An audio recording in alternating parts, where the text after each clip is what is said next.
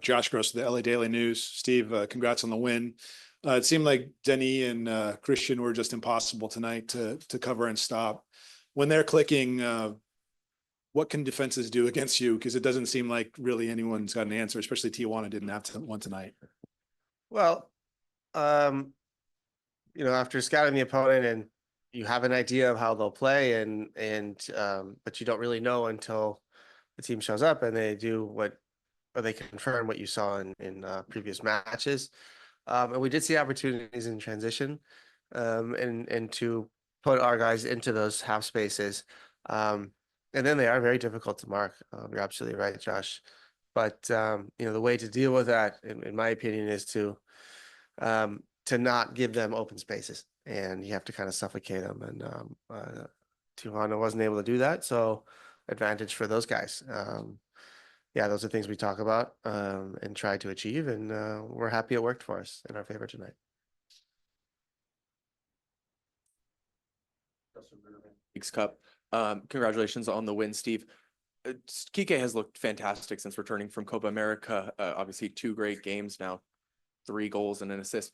Is there anything different that you've noticed about him since he returned from Copa America? Obviously, some great experience there with Bielsa.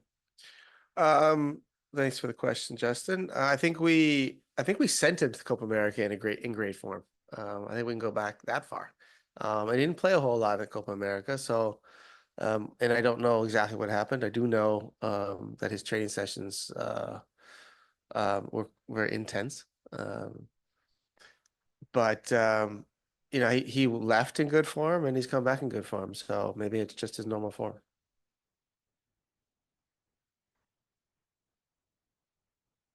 Do we have any more questions? I'm going to ask you the question in English. Obviously, all eyes were on Kike and Denny, but what other player stood out for you in terms of today's performance? Yeah, I thought defensively, Jesus Murillo made some big plays for us, stepped up, and Aaron did as well.